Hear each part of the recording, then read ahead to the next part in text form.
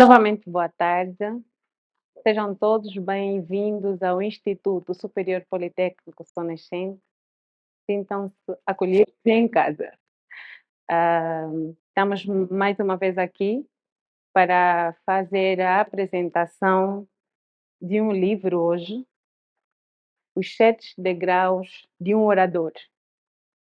É uma apresentação que o Instituto Superior Politécnico São Nascente tem a honra de acolher pelo interessantíssimo conteúdo que o livro oferece e traz.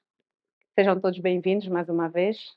Hoje temos a honra de estar aqui conosco o autor desse belo livro, o Dr. Adriano Ângelo. Está conosco também aqui o vice-presidente para a área científica do Instituto Superior Politécnico São Nascente, professor Dr. Edwin Gaken. E estão conosco aqui todos vocês, os convidados e apreciadores do livro, para acompanharem a bela apresentação desse livro, que tem a honra de estar aqui hoje, para ouvir, para comprarem e para apreciarem a história do autor Adriano Ângelo. Adriano Ângelo, que é então sacerdote natural de Lubito, é formado em estudos superiores de filosofia e teologia pelo Seminário Maior do Bom Pastor em Benguela, cá em Angola, onde trabalhou como formador residente. É mestre em literatura cristã clássica pela Faculdade de Literatura Cristina, em Madrid, onde exerceu o cargo de delegado-geral da universidade. É doutorado em literatura moderna pela Universidade de Salamanca. É professor de latim e hebraico e literatura universal. É membro honorário da Associação de Estrelas do Futuro do Lubito, Angola, onde assume o cargo de diretor da Academia de Letras e Humanidades da Arte. Dedicando-se às seguintes áreas de investigação: padres da Igreja, tradução do latim a português, de comentário das obras de São Cipriano de Cartago e de estudos sobre a pregação cristã e São João Cristóstomo e Santo Agostinho de Hipona. Estudos clássicos de literatura greco-romana e retórica para iniciantes de estudos metódicos e avançados da literatura angolana.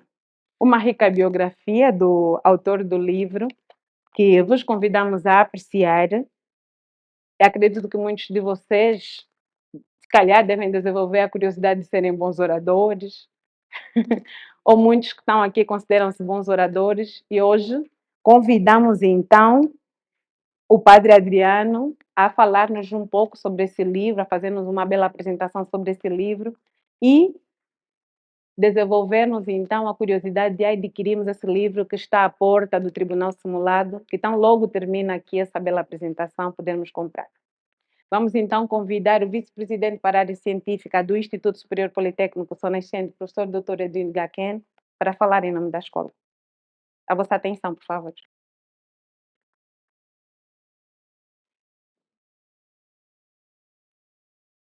Muito boa tarde.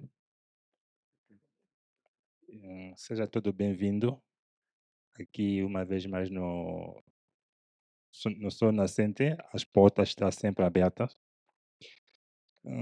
Sou uma retificação. Sou vice-presidente da área acadêmica e vida estudantil. Simplesmente a colega, como fui vice-científica, e gostaria ela me manter nessa secção científica.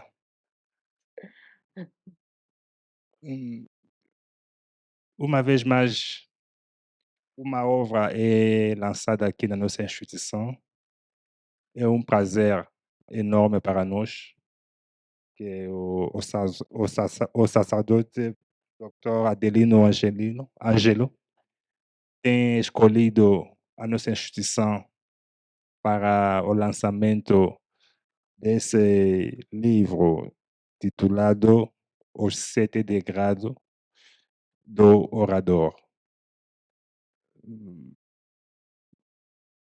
Uma obra que também faz parte de nosso currículo acadêmico, posto que nós aqui temos disciplina relacionada à obra que hoje aqui será apresentado pelo próprio autor, e desde já desejamos as boas-vindas a todos e esperemos que possamos aprender a todo como cristão dos sete degrados do orador. Não necessariamente que sejamos cristãos para ler o livro. A leitura não é uma atividade limitada, é um conhecimento adquirido que abrange e cresce a nossa bagagem intelectual e, sobretudo, nessas eras que o mundo digital está a uma velocidade enorme. Todo digitalizado não é um facto. O facto torna-se quando uma obra é publicada. E esta obra faz-se um facto sendo publicada e desde já também apelamos aos que estamos aqui presentes poder fazer a compra deste livro, já que o currículo do autor é enorme na sua área de saber e seria de grande benefício de conhecimento para nós. Querer saber algo mais o que o autor aqui pretende com o sete degrado de orador. Então, sem mais preâmbulo, vamos dar início a essa sessão do lançamento do livro. Seja tudo muito bem-vindo uma vez mais e mesmo muito obrigado.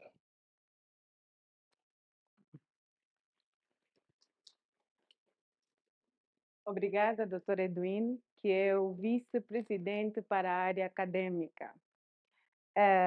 Os 7 degraus do orador, da retórica clássica aos desafios circunstanciais da atividade oratória. Sem mais, vamos convidar então, com bastante honra, o doutor Adriano para falar sobre o livro. Obrigado. Obrigado. Começo por saudar efusivamente a todos, destacando a presença do Dr. Edwin Gaquenhe, está certo assim? Ok, o nosso vice-presidente para a área acadêmica, em representação aqui da instituição. Saúdo também com muita alegria a doutora Tomás, doutora do vice-governador, política, social e econômica. Saúdo a todos os acadêmicos aqui presentes, os meus irmãos sacerdotes aqui, o Padre Alcino e o outro colega dele. O Padre Alcino esteve comigo em Espanha, estivemos lá, receberam-nos lá e depois está aqui já como formador e a dar o seu contributo. Todos os meus amigos, familiares, estão aqui minhas tias, as irmãs do meu pai, a doutora São, Madalena e a Mana Shiló, companhia. É minha tia, mas a gente chama Mana porque é muito jovem, para lhe chamar tia. Pois aqui, todos presentes, meu amigo de infância, o doutor Horácio, do Caminho de Ferro, a doutora Rosa e companhia, todos aqui presentes, muito obrigado. Agradeço à instituição por nos acolher. Eu queria muito chegar aqui, porque nós sabemos a que passos vai o Sol Nascente. O Sol Nascente hoje é uma grande referência da academia, do estudo universitário em Angola. O Sol Nascente está a dar passos significativos. Esse, para mim, esse é um ponto de chegada. Eu queria chegar aqui. Por isso, estou muito. Sabemos que os mentores deste projeto são pessoas muito sérias, que querem formar a juventude, querem preparar um legado para a nossa juventude, com investigação séria, com pesquisa apurada. Por isso, agradeço a todos e rezo a Deus que este projeto cresça cada vez mais e possa dar os frutos esperados. Os 7 degraus do orador. É muito raro um autor falar sobre a própria obra, mas eu quis falar sobre a minha obra aqui hoje. A obra foi apresentada em Madrid, Coimbra e na Faculdade de Humanidades também em Luanda, Benguela, e no ambos estamos aqui. Portanto, a modo de conferência, a modo de conversa, eu vou expor esta obra, Os 7 degraus do orador, da retórica clássica aos desafios circunstanciais da atividade oratória. A quem se destina esta obra? Esta é a primeira pergunta. Em primeiro lugar, a todos os fazedores da literatura. Eu quero apresentar aqui os fundamentos científicos e metodológicos da retórica. Hoje nós vemos muitos cursos de oratória, cursos de preparação de oradores, como falar em público. Esses cursos estão muito bem, mas preocupa-nos muito o conteúdo, o que temos de falar. Portanto, esta obra quer apresentar uma síntese da retórica clássica, de como foi a comunicação, portanto, sendo útil aos estudiosos de literatura, de comunicação social e também aos advogados, aos estudiosos de direito.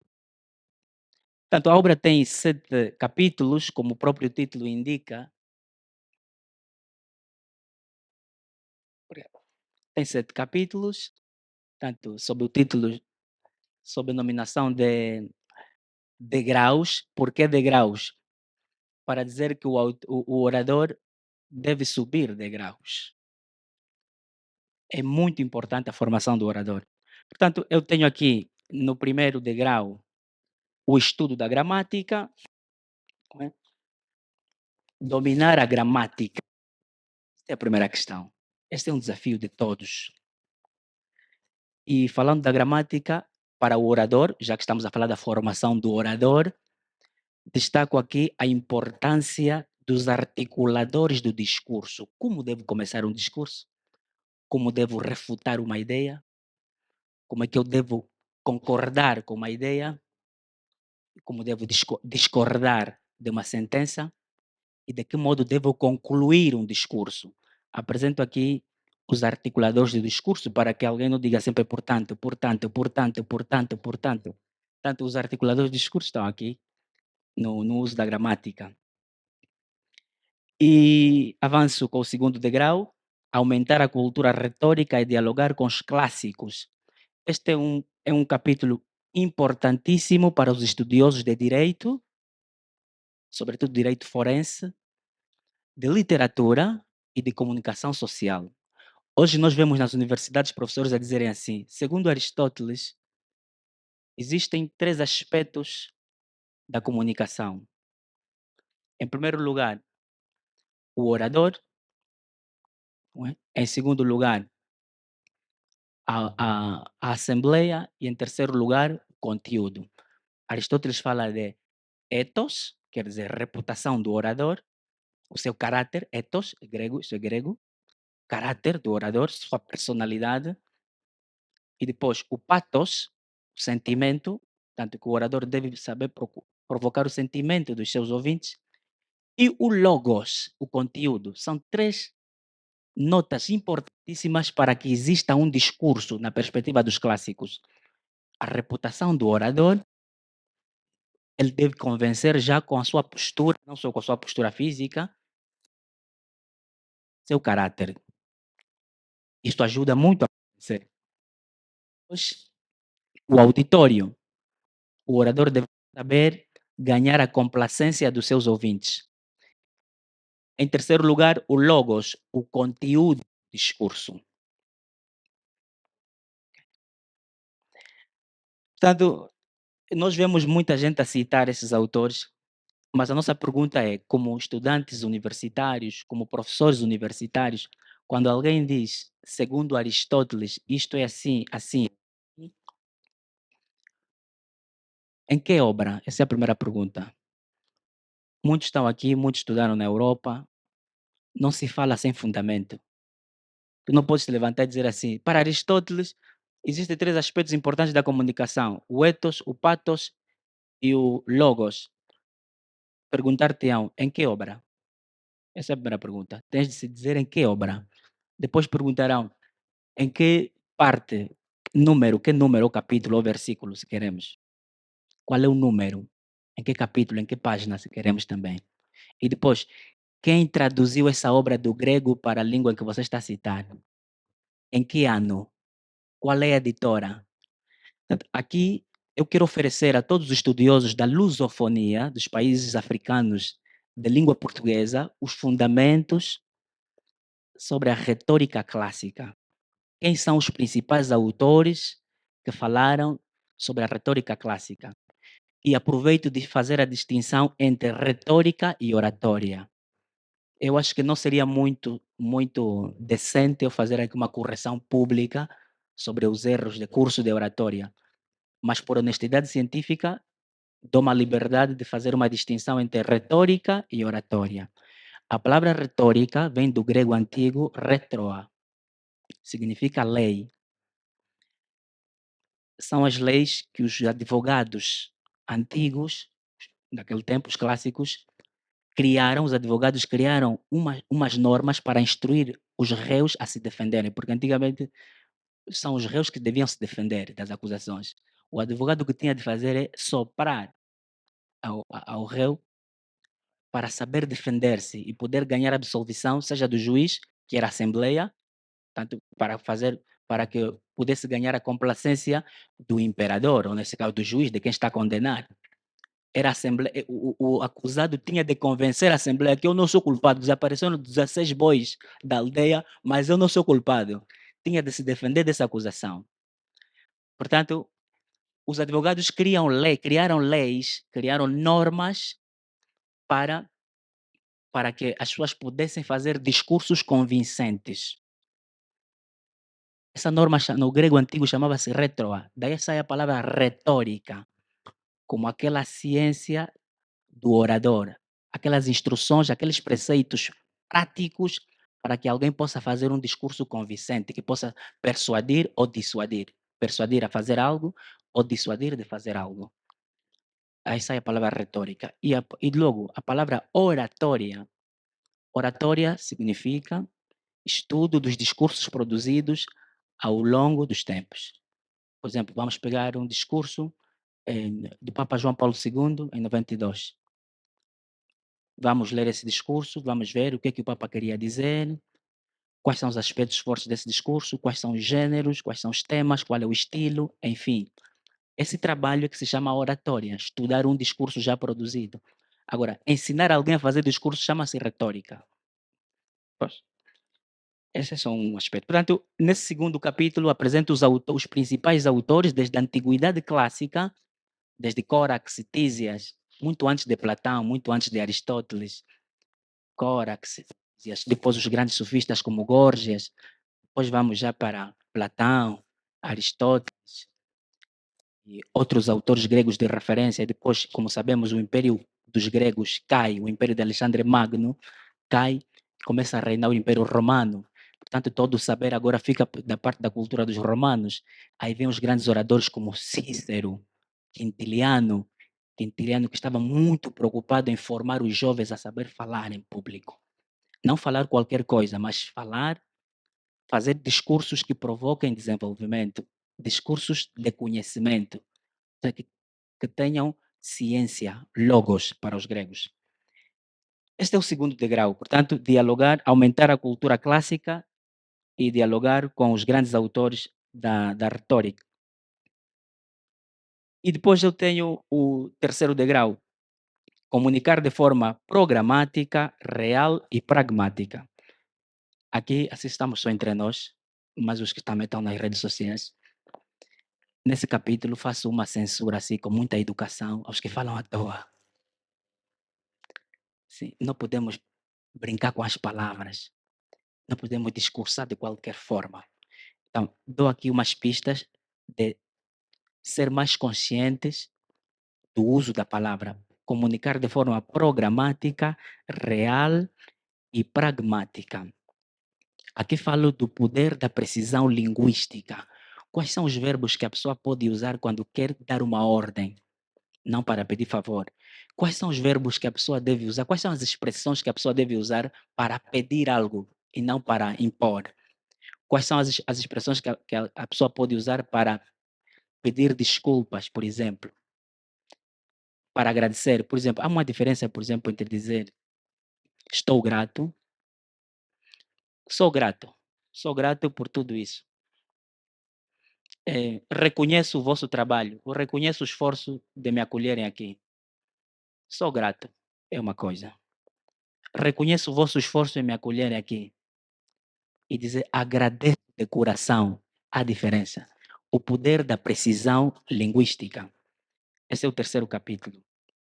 E falo aqui de um grande autor, Austin, bem conhecido pela filosofia analítica, não é? Da linguística pragmática. Quer dizer, que as palavras não estão apenas para descrever factos, mas, sobretudo, para configurar uma ação. Está aqui também. Os filósofos conhecem bem esse autor. É um autor de meados do século XX. Quarto degrau, ter a audácia de elaborar um discurso próprio. Essa é a joia, é o ouro desse livro. Dou mais de 25 tipos de discursos ali, apresento ali. Como elaborar um discurso de agradecimento, um discurso de aniversário natalício, um discurso de tomada de posse, elogios fúnebres, como se deve fazer um elogio fúnebre, e não muita palhaçada aí no cemitério ou na igreja, como se deve fazer um elogio fúnebre, como você deve descrever os dados do defunto, a sua história, o seu legado, como você pode levar as pessoas a refletirem sobre a dimensão eterna da vida. Também está ali. Tanto os diversos tipos de discursos. Discursos de inauguração de discurso de inauguração de uma instituição pública, todos os tipos de discursos, mais de 25 tipos de discursos, tá? E o que é que deves dizer no primeiro parágrafo, no segundo parágrafo, no terceiro parágrafo, no quarto parágrafo, enfim. E depois, para terminar este capítulo, este quarto capítulo, falo aqui do nosso grande problema, nós aqui em Angola, e não só em Angola, mas porque em Portugal também gostaram muito desse capítulo, os títulos honoríficos ou os pronomes de tratamento. Como é que você vai tratar o Papa? Sua Santidade. Sobre ele. Vossa Santidade. Os cardeais, Eminência. Os bispos, Excelência Reverendíssima. Os padres, Reverendíssimo Senhor Padre Altino, aqui presente. Pois, depois essas são as entidades religiosas, eclesiásticas, as entidades governamentais, o Presidente da República, o Primeiro-Ministro, chefes de governo, Excelência, Excelentíssimo. Como é que eu devo tratá-lo? Os juízes, Meritíssimo, venerando os juízes também serve. Os procuradores, Digníssimo. Como vai no envelope? Vossa Excelência. Ou tratamento neste caso. Entidades reais, imperadores, reis, majestade, príncipes, alteza. E outras entidades acadêmicas, por exemplo, reitor, magnífico reitor. Não é? E quando tem dois títulos, é padre e também é reitor, como é que fica? É médico e também é reitor de uma instituição. Está tudo aqui explicado. Os títulos. Eu aí no bispado, em Benguela, no bispado de Benguela, recebo, quando fico lá, quando passo por aí, o secretário do bispo não está, fico aí a receber umas cartas de grandes instituições. Sua Reverendíssima. Eu digo, Sua Reverendíssima, isso é quê? Mas como se conheço essa pessoa, e já fiz isso muitas vezes, eu digo, olha, não é Sua Reverendíssima. Sua Excelência Reverendíssima, há muita diferença. Outros, Sua Eminência. Não é Sua Eminência, ele é seu bispo. Eminência são os cardeais. Só existe um cardeal em Angola, que é o Dom Alexandre Nascimento. Outro cardeal é Dom Eugênio de Alcorso, cardeal de Alcorso. Eminência são os cardeais. Portanto, é preciso conhecer. Então, eu digo, olha, venham buscar aqui um livro, tenho aqui, escrevi mesmo um livro sobre isso, tomem esse livro, podem me pagar quando vocês quiserem. Se vocês não me pagarem, não faz mais, pelo menos, mas não cometam esses erros. No vosso nível acadêmico, não se deve cometer esses erros protocolares. Não se devem. Então, está aqui, está explicado. Essa obra é para entidades protocolares, para todos que têm comunicação pública, responsabilidade pública de comunicação, enfim. E depois, quando dizer Sua Excelência e quando dizer Vossa Excelência? Também está aqui explicado. Não vou explicar para não perder muito tempo, porque algumas vezes alguém diz, bem, vou explicar assim rapidamente. Como já bem disse, Vossa Excelência, Senhor Vice-Presidente para a área acadêmica, porque ele está aqui, estou a falar para ele. Mas se eu falar para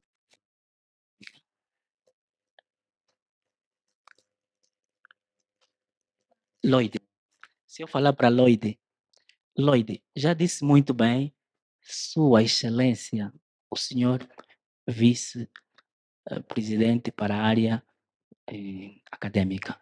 Para ele, diretamente, Vossa Excelência. Sobre ele, Sua Excelência. Portanto, está tudo explicado aqui. Esse é o quarto degrau. Vamos para o quinto e vamos terminar já. Não tenho o costume de falar muito. Entrar no espírito da cultura para cumprir os propósitos do discurso. Instruir, editar e mover. Esses são os deveres do orador. Ele deve instruir, deve falar algo digno de ensino, digno de verdade, de conhecimento. Mas não basta ter conteúdos. É preciso ter capacidade para agradar os ouvidos dos telespectadores, se assim quisermos. Portanto, deleitar. Não basta deleitar, é preciso ter capacidade para mover a uma ação. Mover o público a fazer algo ou deixar de fazer algo. Aquilo que os padres sempre dias reprovam ou aprovam algo e depois dizem que isso aqui deve ser feito. Exortam para uma ação. Portanto, aqui estamos a falar da dissuasão e da persuasão. E aqui falo também da importância dos provérbios para nós que somos africanos. A importância dos provérbios. A força da cultura. Explico aqui também. No sexto degrau, evitar os inconvenientes. Essa é a parte mais bonita que os meus alunos gostam muito. Evitar os inconvenientes. O orador não deve ser amigo da polêmica desnecessária. Há de evitar os inconvenientes. Aquilo que não é necessário, não se diga. O Papa São Gregório Magno, dizia assim, falando assim dos nossos padres, dizia assim: os pastores sejam oportunos nas palavras, de modo que não digam o que devem calar, nem calem o que devem dizer. Quer dizer, o senso de oportunidade. Eu dedico um ponto sobre isso. O senso de oportunidade. A brevidade. Dou técnicas de resumir um discurso. Como se deve resumir um discurso? Tenho aí uma técnica chamada técnica da enumeração. Existe a técnica da narração. Alguém pode contar factos. Foi assim, fomos assim, quando chegamos lá em casa, aconteceu assim, depois daquilo, vai contando por narração. Vai ser muito longo o discurso. O discurso pode ser feito por enumeração também. Ontem, 3 pontos ficaram marcados na nossa vida. A presença do vice-decano, a presença dos amigos e a excelência dos meios de comunicação social. É diferente de alguém dizer assim, chegamos às 8 horas, assim que chegamos, entraram 2 colegas. Quando os 2 colegas chegaram, veio o vice-decano. Depois que o vice-decano entrou, todos agradecemos. Agradecemos muito pela sua presença. A sua presença foi uma alegria para nós, porque essa alegria vai repetindo tudo. Vamos lá ver. Último degrau. 7º degrau. Expressar-se com a dignidade do orador. Aqui no livro eu falo, sim. Agora estamos em pé de igualdade com os cursos de oratória. Aqui sim, aqui nesse 7º degrau, expressar-se com a dignidade do orador, aqui me identifico com os cursos de oratória que andam por aí, que estão muito bem, que ensinam como falar em público, como treinar a voz, a dicção, como impressionar as pessoas com teu olhar, eh, aquelas coisas todas que ensinam as crianças. Certo, aqui sim. Aqui eu digo que também podemos aprender muito dos mestres de oratória de hoje que temos em Angola, advogados, comunicólogos, fazedores de comunicação social, literatas, grandes oradores, líderes, coaching, enfim. Aqui sim, aqui também eu dou uma contribuição de como deve ser o ritmo e a pausa de um discurso, o semblante, não é? A postura do orador. Aqui falo um pouco, mas sobretudo remeto às novas técnicas hoje que nós temos. Portanto, eu vou terminar agradecendo de novo a todos, dizendo que esta obra é útil para advogados que têm a responsabilidade de falar em público, é útil para os servidores públicos, tem aqui todas as regras para elaborar um discurso e para qualquer pessoa que queira elaborar um discurso. Muito obrigado.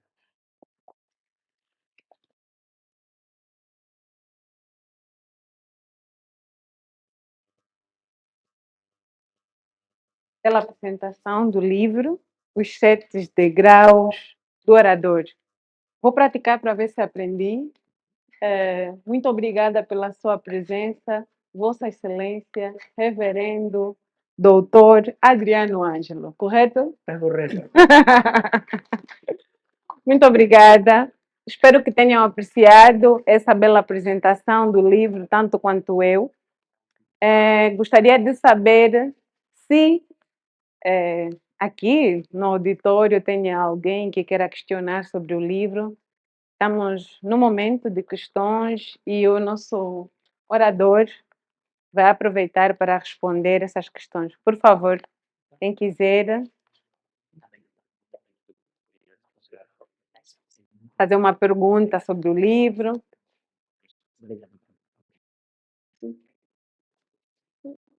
Não, senhor. Por favor. Está lá ao fundo. Sim, por favor, pode dizer o seu nome e apresentar a questão. Sim, Domingos Solino. Eu gostaria de saber do senhor padre a dicotomia existente entre elegia fúnebre e elogio fúnebre. Se essas questões, qual é que está certa? Antes de mais, boa tarde a todos. Boa tarde, Sua Reverendíssima Senhor Padre Adriano. Eu sou estudante de um desses cursos também de oratória e a princípio pensei que a oratória era uma coisa só assim, mas depois quando percebi, na verdade acredito agora que é a mãe de todas as ciências e ajudou-me muito a ler. Agora tenho o hábito da leitura graças à oratória. E também percebi que, na verdade, a língua portuguesa é muito importante. Eu queria saber do senhor padre se tem alguma obra que nos aconselharia a falarmos melhor a língua portuguesa, a par de gramática.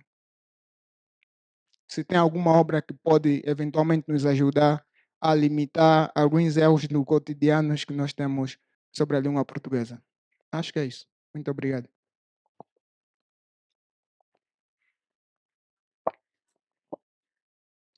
Muito obrigado, eu sou Moisés. Nós sabemos que normalmente quando alguém se põe a falar, existem muitas coisas que bloqueiam. Uma dessas coisas é o medo. Fiquei um pouquinho preocupado, acompanhei, na verdade a obra está bem estruturada, mas fiquei um pouquinho preocupado quando, por exemplo, o autor não fez referência a essa questão de como fintar o medo, por exemplo. No outro lado, não sei. E outra questão seria mais ou menos a questão da oratória, a retórica já ficou claro que é uma questão das leis que vão guiando o discurso. Então, eu gostaria de saber se a questão da oratória, o bem falar para dissuadir ou persuadir, está ligada também à questão da dicção, a voz, a tonalidade, a disposição. Todas essas coisas estão interligadas ou de uma certa forma, influenciam ou não influenciam para quem quer bem falar?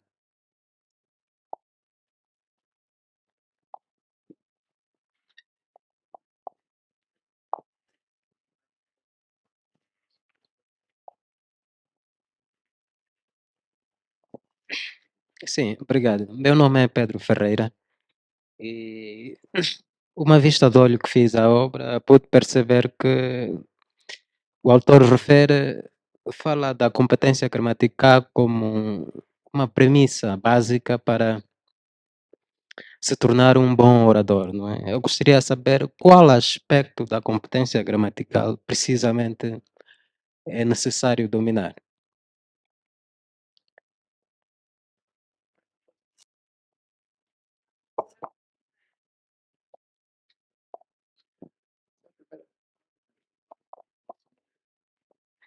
Ah, é verdade. Como é a primeira mulher a perguntar, e estamos em março, tenha bondade. Boa tarde a todos. Boa tarde.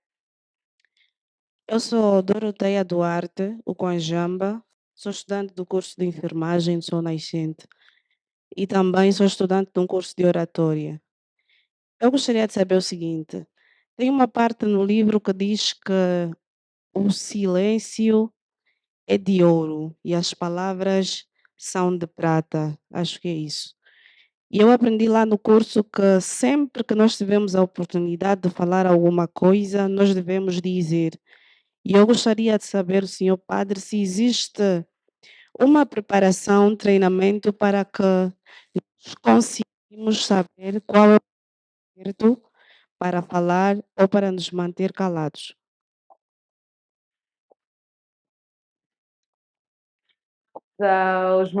O momento das questões e aquilo que está em condições de ser respondidas. Muito bem. Mano Mingo, é? Doutor Celino, mas para mim é Mano Mingo. É o meu irmão mais velho, primo irmão.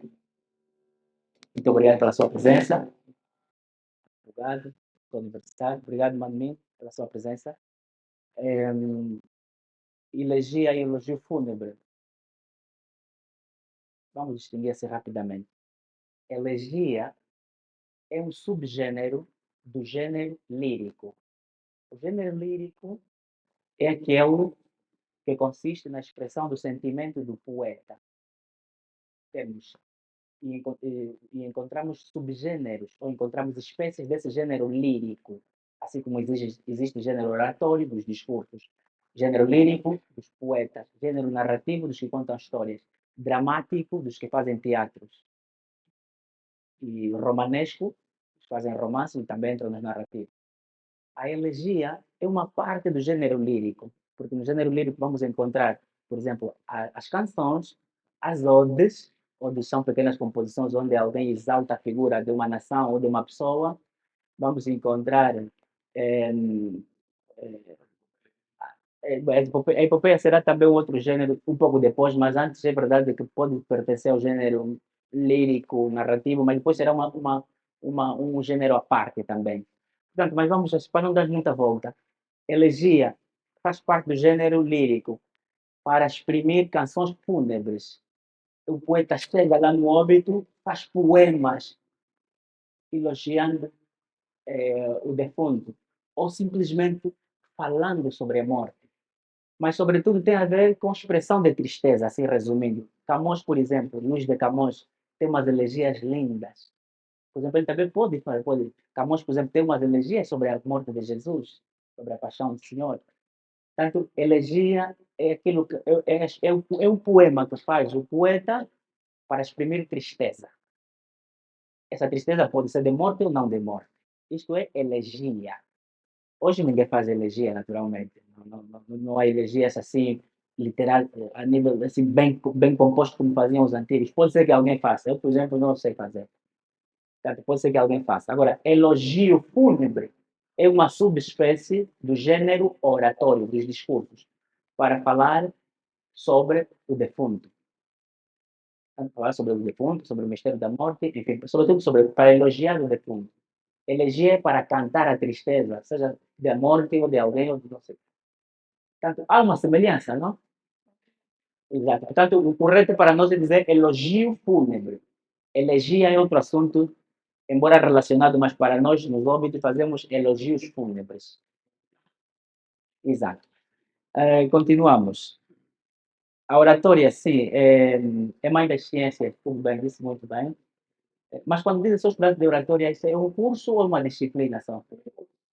É um curso superior mesmo? Ah, os cursos de oratória. Ah, muito bem, muito bem. Pois é, sim, fazem bem esses cursos. É verdade, a oratória é a mãe das ciências, isso sim é verdade, porque os debates, antes dos filósofos começarem a fazer os seus debates, suas reflexões filosóficas, claro, já havia esta arte de discursar em público, embora não houvesse, como tal, regras de fazer, de discursar, porque as regras como tais começaram só no século V, com dois autores chamados Corax e Físias. Pois bem, outro nosso amigo, não sei, não apanhei bem o nome, falava do médico, disse que eu não falei aqui do médico, tem toda a razão, mas se abrir aqui na página, o medo é uma questão muito séria, eu trato aqui, página 146, ok? Aqui no sétimo degrau, que diz expressar-se com a dignidade do orador, falo aqui, o primeiro ponto falo aqui sobre o medo. Diz assim, vencer a timidez e o medo com a consciência de aproveitar uma oportunidade. Não sou psicólogo, aí os psicólogos nos vão ajudar, nos podem ajudar muito, mas falo como uma pessoa pode vencer o medo. Falo pessoalmente assim da minha experiência. Nós, quando éramos seminaristas, fazíamos discursos já naquele tempo.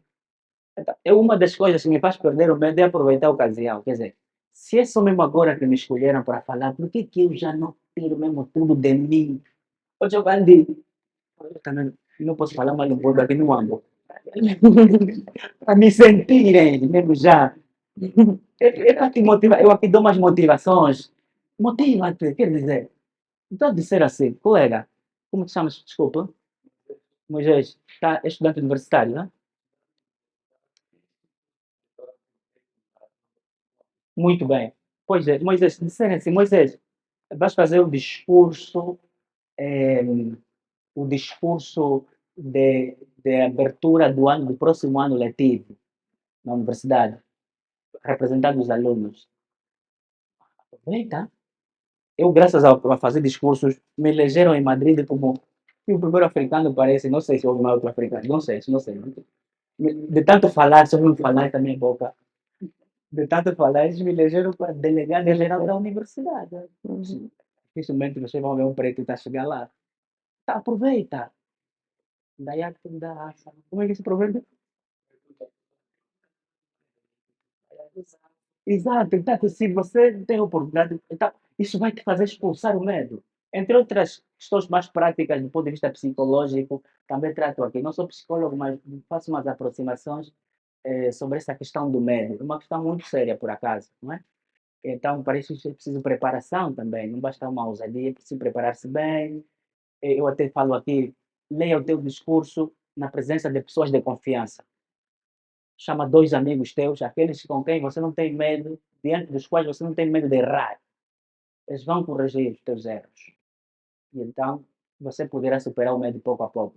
O maior orador da história foi gago e tímido. Como se chama? Não. Tenho de vir aqui dar um curso de oratória. Demóstenes. Grego. É verdade que também em Roma, porque eu vos contei-vos que Grécia depois foi tomada, não é, pelos romanos. São os romanos depois que começaram a comandar, eram os Estados americanos daquele tempo. Né? Os romanos eram o império mais poderoso daquele tempo. Portanto, Cícero também chegou a ser um grande orador. Demóstenes era gago, era tímido. Sabem como é que ele começou a ser grande orador? Porque os pais deixaram muita herança, muita riqueza. E os tios, ele era muito pequenino, os tios que administraram a riqueza, acho que foram roubando coisas. Então ele tinha de ser um grande orador para se defender diante da Assembleia e defender seus bens. E foi assim que ele chegou a ser um grande orador, a ponto mesmo de chegar a convencer o imperador de não fazer uma guerra ou fazer. Você é um grande orador, demonstra. Mas era tímido e gago. Portanto, uma das grandes motivações é a pessoa saber que tem um propósito. Se você for escolhido para fazer discurso lá na escola, é porque os colegas já viram algo. Você deve aprofundar essa visão. Eu passando por esses corredores, a palavra visão me chamou muita atenção. Você deve perseguir uma visão. As visões devem ser perseguidas. Então não fica mais com medo. Levanta-te. Não, não é o teu caso. Estou falando de ti. A pessoa não pode estar com medo. Deve levantar-se e, e pronunciar o seu discurso. Muito bem. Portanto, sobre essa questão está tudo aqui. Ferreira falou da gramática. Sim, eu falo. Gramática é o primeiro ponto. Nós vemos muita gente vestir o fato, está bonito e tal, diz que é orador, mas não sabe a gramática, não fica bem. Devemos aprender bem a gramática. Isso é responsabilidade dos professores, dos alunos também. Temos de aprender bem a gramática. Em que consiste precisamente? Muitos aspectos. Primeiro, dominar a sintaxe, não é? E a morfologia, assim, de forma geral. Agora, de forma concreta para um orador, eu falo aqui da concordância gramatical. A concordância gramatical. Os estudantes são lindos. Os estudantes são lindos. Concordância gramatical. Em gênero, número. Não é? E que mais? Não sei. É? Só, não? Bem, grau ainda é outro assunto já também. Pois, em gênero e número, sobretudo. Pois, concordância gramatical. Ferreira, conjugação dos verbos. Ora, quem se prepara para falar em público deve saber conjugar os verbos. Um dos erros muito frequentes que nós temos aqui em Angola é nós geralmente fizemos assim. Está errado ou está certo? Geralmente aqui na nossa instituição fizemos assim. Quando vem visita, nós o que geralmente fizemos assim. Isso está errado. Ou não está? Fizemos é passado ou não? É passado. Pretérito perfeito. Se você quer descrever alguma ação contínua, uma ação descritiva, é presente. Geralmente nessa instituição fazemos assim. Tentei corrigir alguém. Disse, não, não fique, não, assim não tem sentido. Não tem sentido. Vou dizer, geralmente nós fazemos assim. Só tipo, eu disse, não está tipo nada. Está errado. Era um aluno universitário, um aluno estudante universitário. Não queria, não. Fizemos não. Fizemos é passado. E depois outros dizem, e assim depois daqui a 2 dias alguém pode dizer, de facto, vinha aqui o padre Lombe, não, de facto aquilo foi uma grande conferência. Vinha está errado. Vinha aqui o padre Lombe. Vinha quer dizer estava a vir. Vinha é pretérito imperfeito. Veio aqui o padre Lombe, que já não esteja, veio passado, porque o presente vem. Ou não? Sim. O presente vem. Então, o passado veio aqui o Padre Lombe na semana passada. Alguém diz, vinha aqui. Sim, vinha aqui. Aquilo foi bonito. Foi, está certo. É passado. Mas vinha está errado. Porque vinha na conjugação perifrástica fica estava a vir. Quer dizer, o Padre Lombe não chegou. Eu estava a vir aqui na casa. O polícia disse que aqui não entra carros formados no AMBO, como uma vez me fizeram. Não entra carros formados aqui, nos complicamos aí e até que eu depois entrei. Mas daí podia ter regressado. Ou não? Portanto, vinha aí que estava a vir. Ferreira, concordância gramatical. Ok. E depois também falo também da importância dos articuladores do discurso. Como começar um discurso, como terminar, como argumentar, como terminar. O Quajamba, né? Oh, falei bem? Doroteia. O silêncio de ouro, as palavras são de prata. Sim, cito aqui essa frase no meu livro. Isso está enquadrado no capítulo sobre evitar os inconvenientes. Aquilo que não é oportuno falar, não fale. Aquilo que você sabe que não vai aportar, não vai. Pode ser no estudou espanhol, como aportar isso é espanhol. Não traz, aquilo que não traz. Sim, aquilo que não traz, não contribui para a edificação, não é digno de ser dito, não convém dizer. Não convém dizer. É verdade que o orador também deve saber fazer polêmicas quando é necessário, só quando é necessário, em disputas. Chamamos de disputas, controvérsias, são discursos de controvérsia. Aí sim, Aí, nos discursos de controvérsia, assim, eu tenho que usar expressões fortes. Mas, num discurso normal, não convém ser inoportuno. Não convém ser inoportuno. Acho que terminamos, não? Sim, por favor.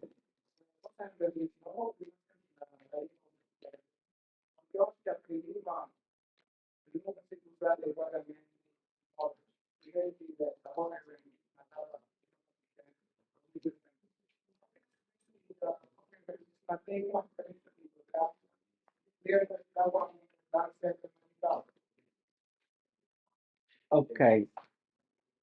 Referências bibliográficas. Não sei dizer agora qual é o livro. Nós, de língua portuguesa, temos muitos livros.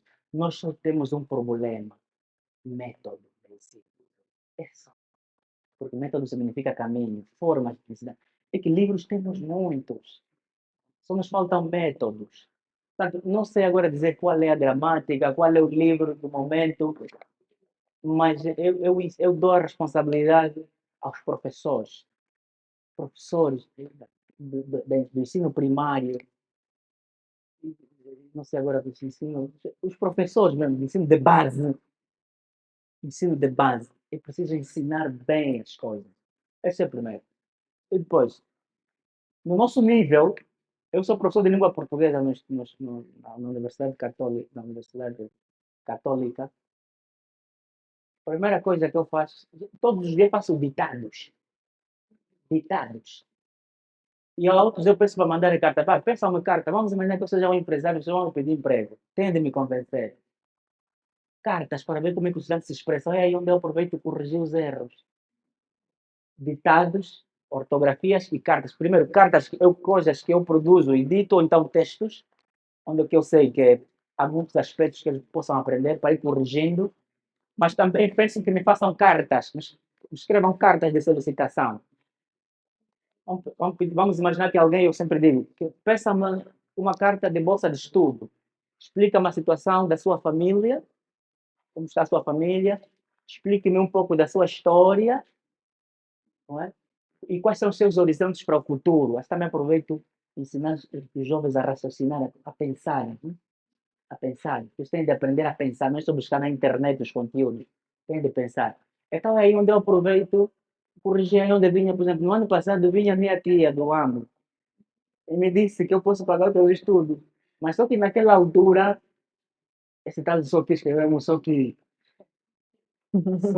escrevemos só que, ligado. Então, é com ortografia. Eu acho, aqui temos acadêmicos, espero que o que eu vou falar aqui chegue à direção. Nós precisamos promover um congresso dos professores de língua portuguesa de Angola, ou pelo menos de uma região acadêmica. É que estamos a cometer erros gravíssimos. Gravíssimos. Hoje se fala muito, eu não estou contra o projeto de português de Angola. Vamos primeiro aprender bem português de Portugal, porque senão vai ser um desastre nós falarmos de um português de Angola. Se nós ainda o português básico não dominamos, sem falar das nossas línguas nacionais, que a partir de mim, que nem sei muito. Pois, portanto, o que eu aconselho é mais leitura, participação em cursos de língua portuguesa e também leitura paciente mesmo da gramática, conjugação dos verbos, flexão dos adjetivos, enfim, leitura paciente da gramática. Mas ainda insisto, os professores são responsáveis disso. Nós temos de rever os métodos de ensino, porque são muitos erros. As monografias são um desastre hoje. São um desastre. São poucos estudantes que escrevem bem as monografias. Temos problemas sérios. Mas não são problemas de brincadeira, são problemas sérios. Porque se os estudantes não produzirem monografias sérias, nós em Angola nunca teremos um patrimônio científico intelectual. Não teremos. O patrimônio intelectual de uma nação se constrói a partir das monografias. O que os estudantes estão a pesquisar nas universidades? Sem falar da pesquisa dos professores. O que os professores publicam anualmente? São a parte dos professores, mas os alunos, o que escrevem? O que estão a indagar? 4 anos de estudo do direito, 5 anos de estudo de direito. Qual é a questão que te inquieta em Angola? Qual é a tua contribuição para a ciência? Qual é? Esse é o nosso problema. Portanto, sobre o inglês, sobre o português, não digo de inglês, estou daqui a refletir muito sobre o inglês. Sobre o português, nós temos que convocar os professores, vamos rever os métodos, porque material temos muito. Métodos de ensino. Métodos de ensino da língua portuguesa. Os estudantes não conseguem escrever. Ele começa assim uma monografia. Pode começar assim uma monografia. Começa assim. No que toca ao tema começa já assim, no que toca. No que toca ao tema que abordamos, uma coisa sem sentido, que eles não sabem construir um discurso. No que toca ao tema que sei que na qual, não sei o quê, o que na qual. Sabe o que na qual? Que na qual. Sim, é verdade, são pessoas que estudaram. É? Os pronomes relativos, os quais, os professores que estiveram neste evento, nas quais, como os professores nas quais. Então, eu com os meus alunos ditado, faço ditado. Ditado. Vamos fazer ditado e é preciso muita paciência. E pouco a pouco eles aprendem. Nós tivemos um grande professor chamado Padre Andrade. Aqui na vossa instituição, um Dr. Zuki, foi meu contemporâneo no seminário. Dr. Zuki. Zuki quem? Zuki Boy. Exato. Que ele nos diga quem é o Padre Andrade. De onde nos tirou o Padre Andrade? Não sabíamos falar português, não sabíamos, escrevíamos mal. 2 anos de ensino nós aprendemos. Exige paciência e método. Só. Minha palavra sempre vai aos professores. Método e paciência. Posso terminar? Podemos aplaudir, certo? Obrigada, mais uma vez, Vossa Excelência, Dr. Adriano Lombe, pela sua presença e privilégio de termos cá no Instituto Superior Politécnico Sou Nascente, a escola do AMBO, que está há mais de 12 anos a fazer a diferença. Obrigada a todos que estiveram aqui presentes nessa bela apresentação do livro Os 7 Degraus do Orador. Eu acredito que, tal como eu, vocês também aprenderam muito e estou satisfeita, muito obrigada. Então, convido-vos todos a adquirirem um livro que está após o Tribunal Simulado, no valor de 9.000 kwanzas. Muito obrigada a todos. Estejam sempre atentos às páginas do Instituto Superior Politécnico Sou Nascente para mais eventos como esses e sintam-se confortáveis para nos visitar sempre. Obrigada. Obrigada.